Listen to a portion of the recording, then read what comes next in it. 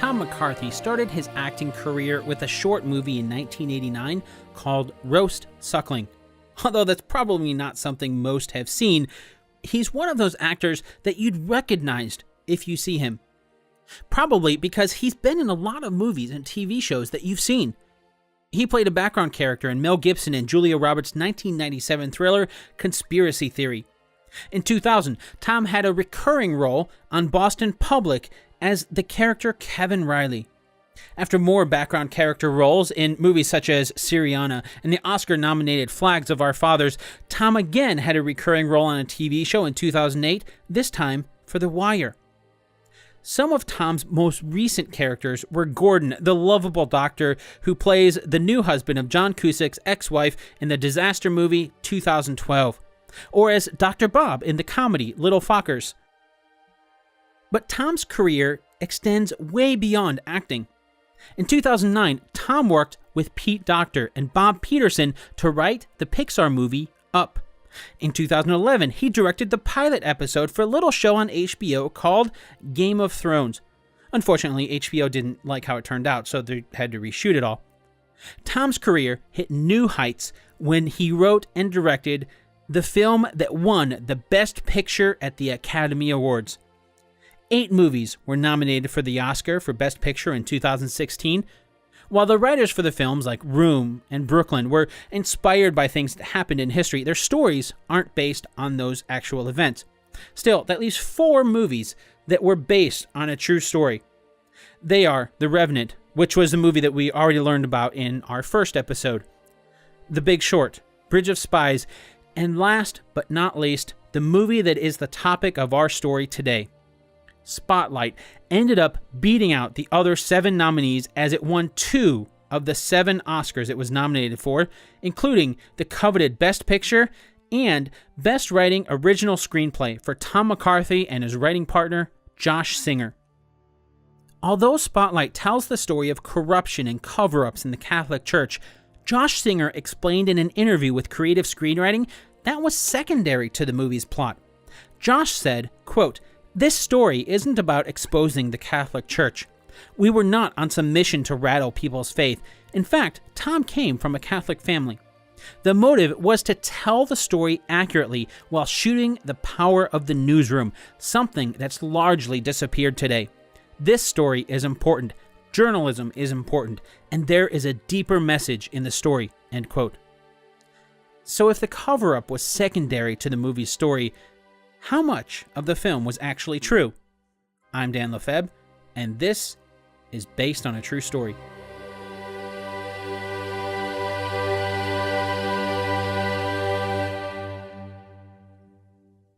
Before learning all about Spotlight, I want to thank my patrons for supporting this show.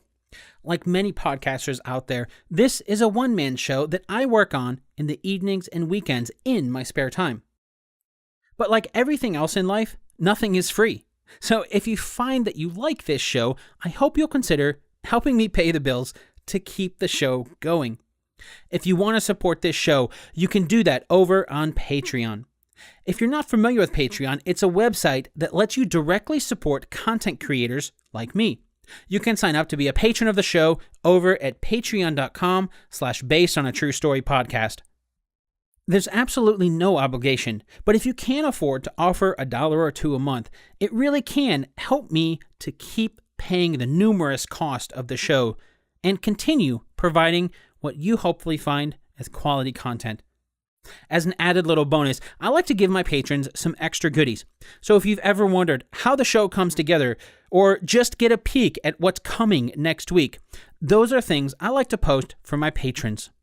If that sounds like something you'd be interested in, you can hop over to patreon.com/basedonatruestorypodcast to learn more. Once again, that's patreon.com/basedonatruestorypodcast. You can find a link to that in the show notes too. And now, let's compare history with Hollywood's version of Spotlight.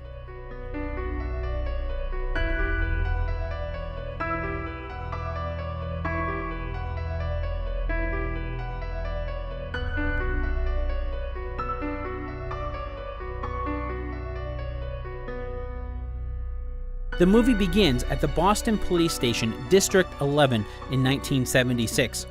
The assistant DA, a man named Burke, stops in and tells the officers at the station to keep the press out. In the back, a bishop is talking to a divorced mother with 4 children. The bishop assures the mother and the police that he'll reassign Father John Gagan, and this will never happen again. This is how we're introduced to Father Gagan as he's being accused of molestation. This wasn't the first time Father Gagan had been accused of molestation, and although we don't know if it happened like it did in the movie, the gist here is true. The woman was Joanne Mueller, and in the 1970s, she accused Father Gagan of molesting all 4 of her sons. But Joanne didn't go to the police. She went to another priest named Paul E. Massili. Of course, Massili denied this. After this introduction in the movie, we're sent forward in time to 2001 and the offices of the Boston Globe. The people that make up the Spotlight investigation team at the Globe are Mark Resendez, played by Mark Ruffalo in the film, Sasha Pfeiffer, who's played by Rachel McAdams, and Matt Carroll, who's played by Brian Darcy James. The Spotlight team is led by Walter Robinson, who's portrayed by Michael Keaton in the movie. All of these are real people on a very real Spotlight team. In fact, as of this recording, the Spotlight team at the Boston Globe holds the honor of being the oldest continuously operating newspaper investigative journalist team in the United States, beginning with their first Pulitzer Prize in 1966. In the movie, there's a new editor who takes over at the Globe as his predecessor retires. The new editor is named Marty Barron, who's played by Liev Schreiber. In the movie, there's a lot of fuss made over Marty. This changing of the editors is true, as is the reason for making a big deal out of him. Marty Barron was the executive editor at the Miami Herald, who won the 2001 Pulitzer Prize for his team's coverage of the raid to recover Elian Gonzalez. If you don't remember Elian, he was a Cuban boy who was the talk of the nation when he was the center of an immigration and custody dispute. Right after Marty's team won the Pulitzer Prize, Marty left and joined the Boston Globe on July 30th, 2001. So that's why they made a big deal out of him joining the team. Back in the movie, after Marty comes on board, there's a meeting to introduce him to the rest of the team. In this meeting, Liev Schreiber's version of Marty Barron asks the Spotlight team if they've read Eileen McNamara's column about Father Gagan's case. Marty suggests they try filing a motion to try to lift the seal on the documents of the case. That's basically suing the Catholic Church. In the heavily Catholic population of Boston, one of the people in the room pointed out it might not be taken well by the city. Marty isn't concerned with this and starts to build tension in the room as he tells them to press on. Eileen's article is real, and one you can actually find online today. It was published by the Boston Globe on July 22nd, 2001, so just before Marty came on board. Now, when Marty was hired, he was coming from Miami, so he hardly knew anything about the Boston area. In an attempt to learn more, he had issues of the Boston Globe sent to him in Miami before making the move. There's a great article by Sarah Larson of The New Yorker that I'd recommend you check out to learn more about this. In that article, Sarah asks Marty how it happened. Marty explained that in one of those copies of the Boston Globe that he had sent to him in Miami, he stumbled upon Eileen's article in the Metro section. In it, Eileen questions how so many molestation charges could be covered up. It asks more questions than it has answers, though. After reading the article, Marty was surprised he hadn't heard of this case before. So just like the movie indicates, on Marty Barron's first day, he proposed they dig deeper into the church scandal. If there's something that wasn't true about what the movie indicates, it's the tension. The movie plays up the fact that Marty Barron was an outsider from Miami and seemingly taking on the city of Boston by stirring things up. In truth, and no doubt in part to Marty's Pulitzer Prize-winning days, the Boston Globe team was enthusiastic about their new editor. The Spotlight team in the movie is tasked with digging into the scandal, and they start full force as they divvy up the witnesses. Each member of the team starts interviewing the victims. This happened too. The Spotlight team worked very well together, so they wasted no time starting to get to the bottom of what was going on. As they're doing this in the movie, Mark Ruffalo's version of Mike Resendez mentions the Porter case in Fall River. Now, this case gets brought up from time to time in the movie, but they don't really focus on it very much. The case was James Porter, and he became a Catholic priest in Fall River, Massachusetts, when he was ordained in 1959. Like John Gagan, James Porter was accused of molesting a child early on. Porter was arrested in 1964 for molesting a 13-year-old and served 13 months in a mental institution. When Porter was released, he picked right up where he left off. The church let him go back to priesthood as he had been deemed, quote, cured, end quote.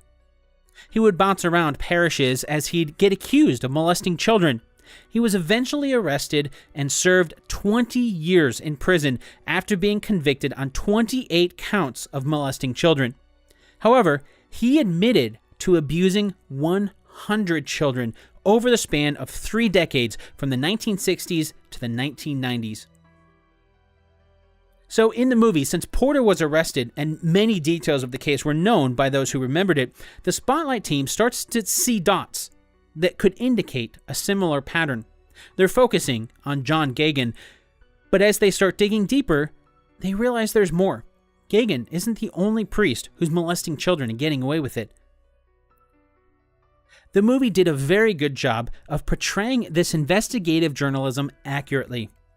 Just like in the movie, Mike, Sasha, Matt, and Walter worked tirelessly to connect the dots. They scoured newspaper clippings from previous articles, documents, interviewed witnesses, and alleged victims. As they did, more dots appeared, and the whole picture started to take shape. One of the creator of More Dots in the movie is Mitchell Garabedian. He's played by Stanley Tucci in the film. In the movie, Mitchell is portrayed as a one-man show. And yet, he's the lawyer for dozens and dozens of victims in their accusations against the Catholic Church. This portrayal of the one-man show is pretty accurate. The real Mitchell Garabedian was, and as of this recording still is, a lawyer who works on his own and specializes in child abuse cases. And at the time of the events in the movie, Mitchell represented most of the abuse victims. Now in the movie, Stanley Tucci's version of Mitchell keeps making mentions that the church is watching him. He knows he's a one-man band, and he's up against the Catholic Church. He knows what he's up against. He's not deterred by this, but he's also not trusting of Mark Ruffalo's version of Mike Resendez when they first meet. In the movie, Mitchell's trust of Mike only starts to grow after seeing Mike interview some of his clients. With Mitchell there to make sure things go well, he sees the authenticity in Mike.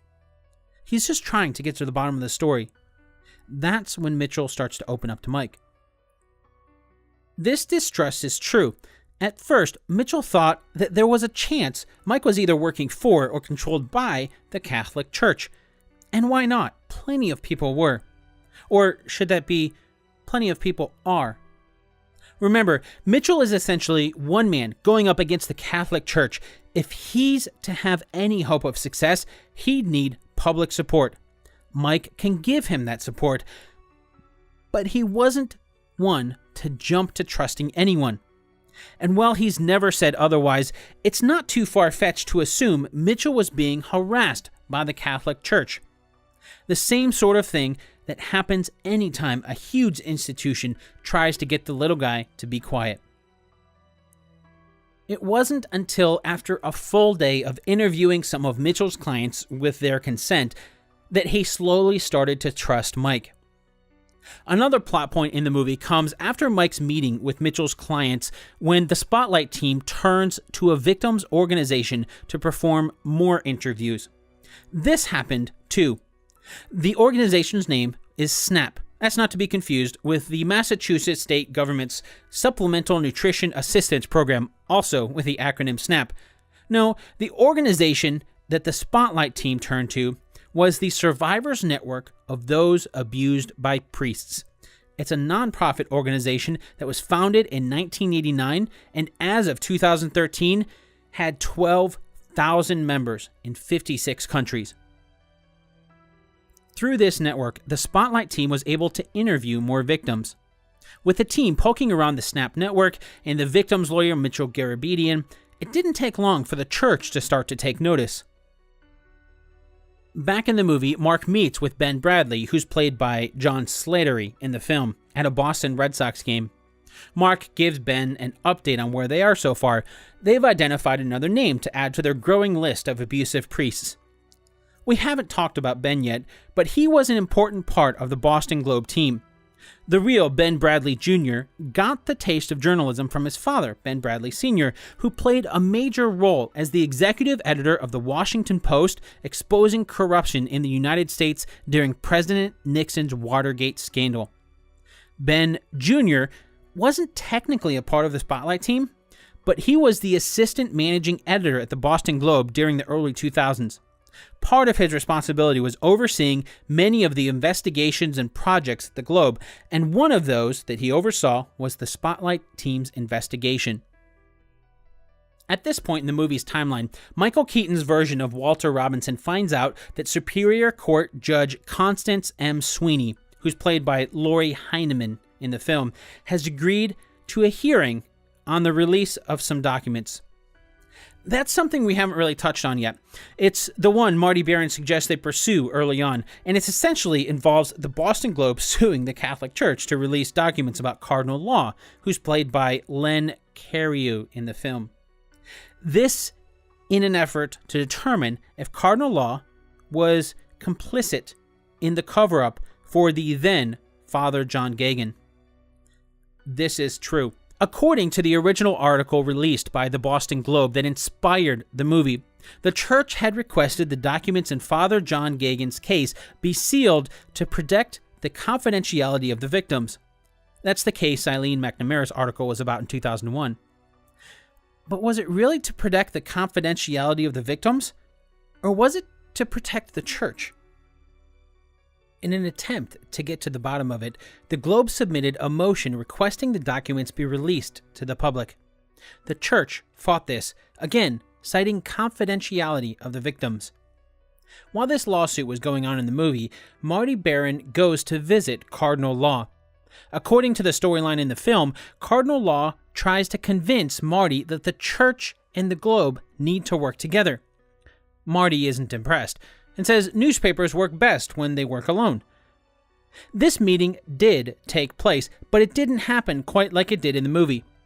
In Sarah Larson's New Yorker article, Marty explained the conversation was mostly just pleasantries. Since Marty was new in the area, he was meeting people in the community, and Cardinal Law was one of them.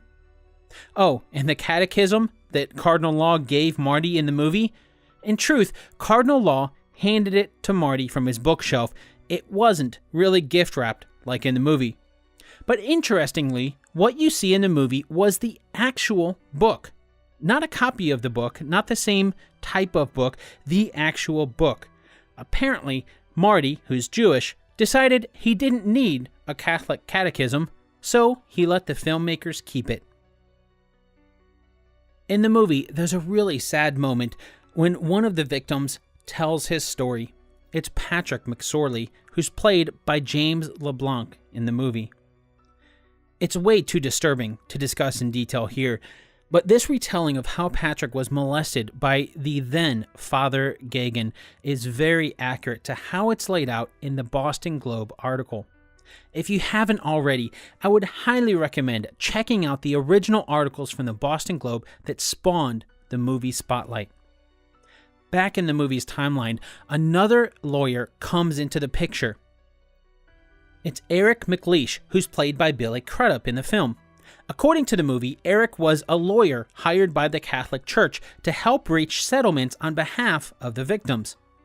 And, according to Eric in the movie, those settlements never had documents like the case against Father John Geoghegan because they were settled out of court. No court, no public records. While there's a lot of things we don't know about the exact numbers, Since there are no public records, one of the facts the real Spotlight team uncovered was that the Catholic Archdiocese settled about 50 lawsuits against Father Geoghegan alone. That doesn't even count the settlements we don't know about from any of the other priests who had been accused of sexual abuse. A big inaccuracy in the movie occurs next when Pete Conley, who's played by Paul Guilfoyle, meets with Marty Barron. According to the movie, this takes place at a charity event put on by the Catholic Church. Pete is portrayed as someone who represents cardinal law and tries to get in on Marty's good side by vouching for him at the party. Marty's name wasn't on the list to get in. This isn't real because Pete Conley isn't a real person. He was made up for the film as an amalgamation of numerous people. While there were some big-name people who covered up for the priests, like Cardinal Law, Pete Conley was the filmmaker's way of having a single person represent a bunch of people who interacted with the Spotlight team to try to get them to stop their investigation through some means or another. In the movie, as the Spotlight team's investigation keeps uncovering the dark corners of the Catholic Church, there's a moment where a character the team simply calls Sipe phones in to talk to the team. We never see Sipe in the movie, but he's voiced by Richard Jenkins. Over the phone, Sipe claims to have treated many of the priests accused of sexual molestation. His estimation of the numbers are incredible. 6% of the priests in Boston. That's about 90 priests he's estimating are guilty of molestation. The real story here is very similar to how the movie portrays things. The person named Sipe that called is A.W. Richard Sipe. I'm not sure if he prefers A.W. or just Richard, so I'll just call him Richard. Richard, if you're listening, feel free to reach out and let me know which you prefer. According to the Boston Globe, Richard was a former priest himself, and after his days with the collar, was a psychotherapist with an expertise in clergy sexual abuse.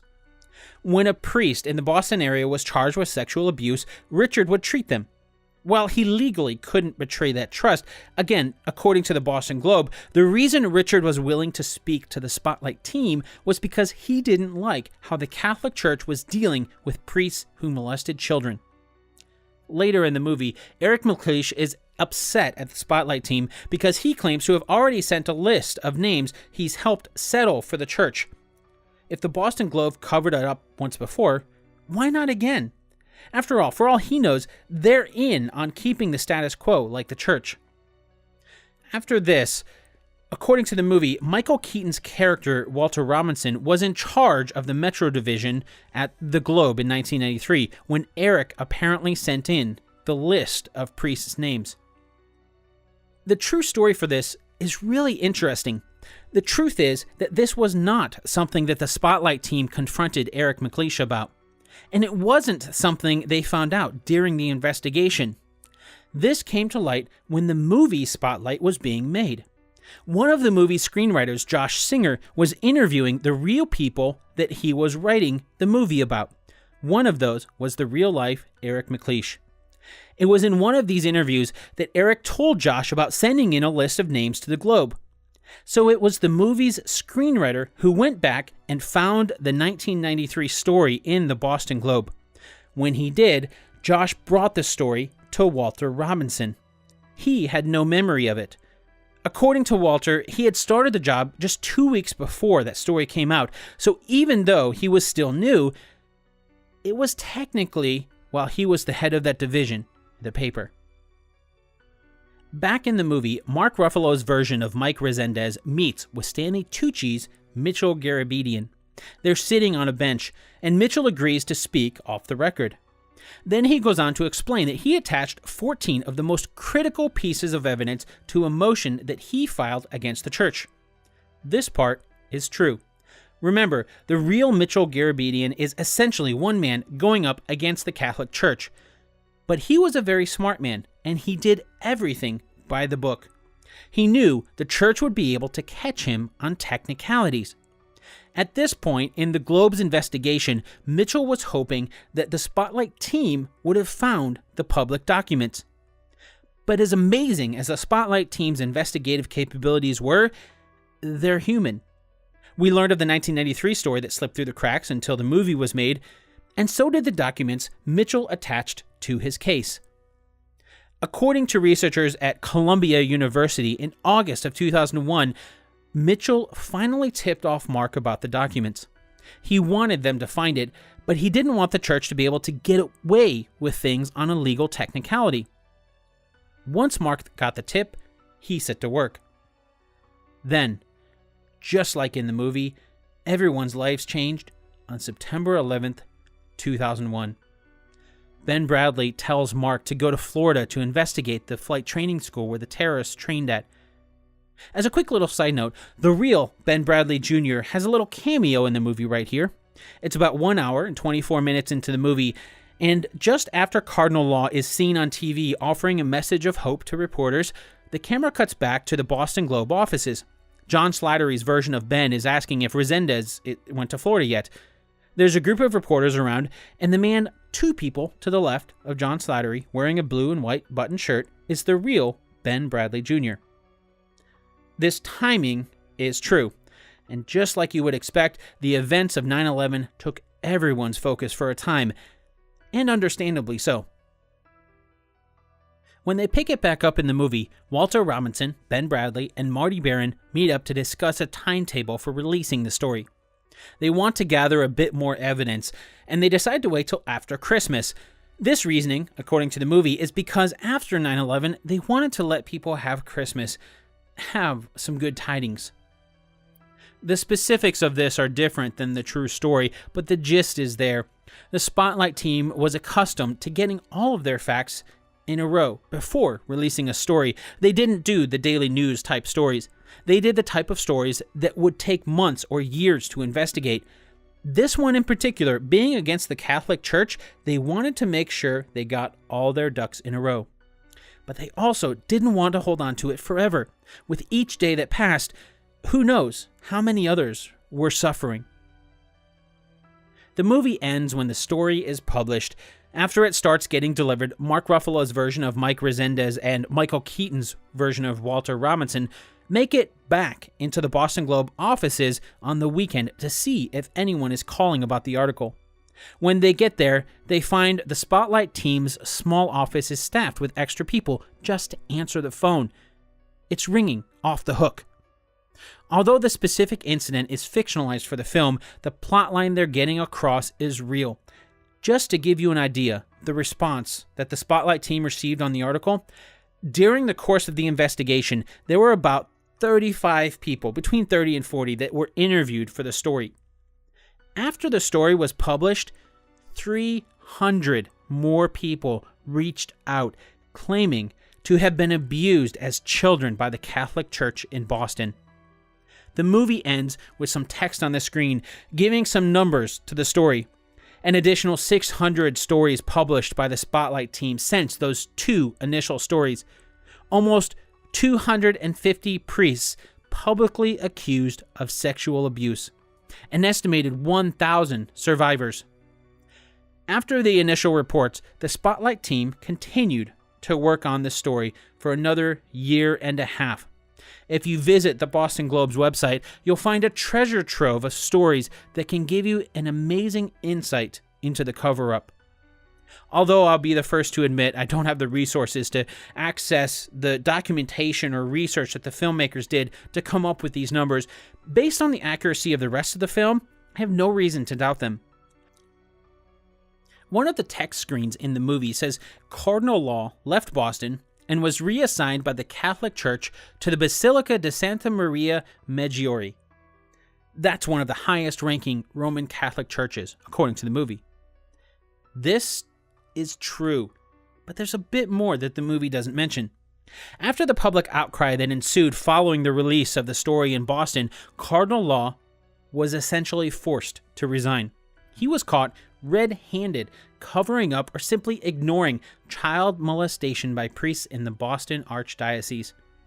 On December 13th, 2002, Pope John Paul II accepted Cardinal Law's resignation. It was in May of 2004 that Pope John Paul II assigned Cardinal Law, or the former Cardinal Law, to a post in Rome.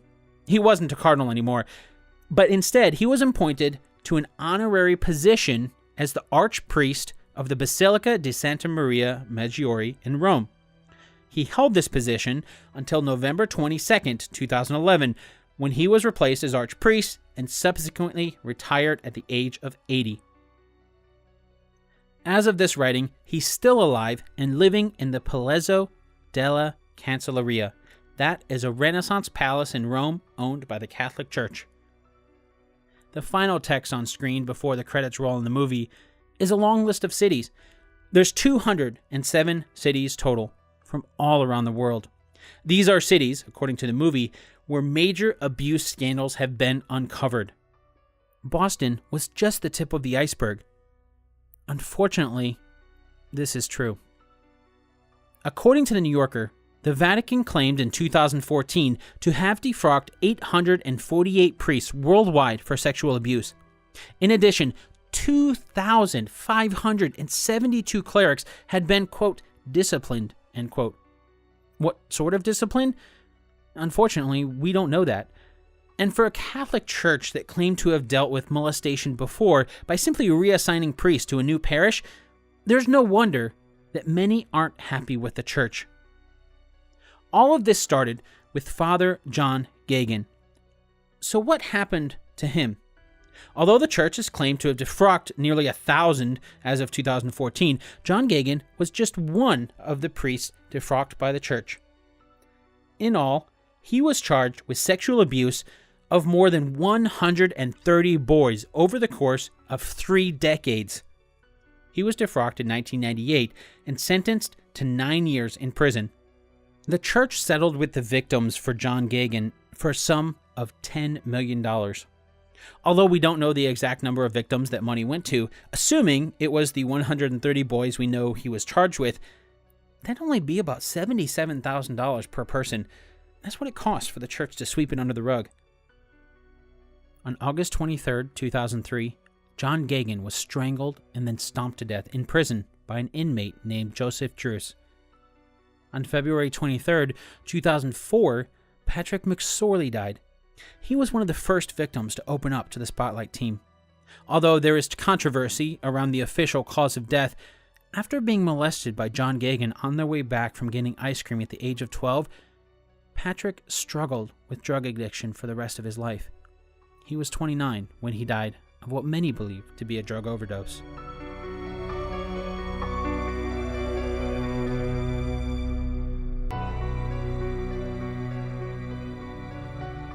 This episode of Based on a True Story was written and produced by me, Dan Lefebvre. If you want to learn more about what really happened, there's a ton of great information out there. I would highly recommend starting with the 2 articles that started it all. They're the articles the Spotlight team wrote at the Boston Globe. The first is called Church Abuse Report, Church Allowed Abuse by Priest for Years.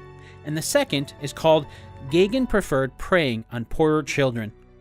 After that, there's hundreds of other articles by the Spotlight team to continue researching. It is well worth the subscription cost to the Boston Globe to learn more.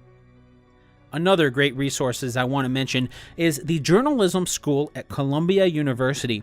They have a website dedicated to the investigation behind the stories by the Spotlight team. And there's a lot of great info on there as well. I'll make sure to include links to all of those in the show notes. Thanks for listening to the Based on a True Story podcast. So I know the Christmas season is approaching, and I know this particular episode may not really be a great representation of the cheerful Christmas spirit, but I thought it was timely considering the actual Spotlight team was considering releasing a story around Christmas time. They didn't, of course, because of 9/11, but I think it's safe to release this episode now.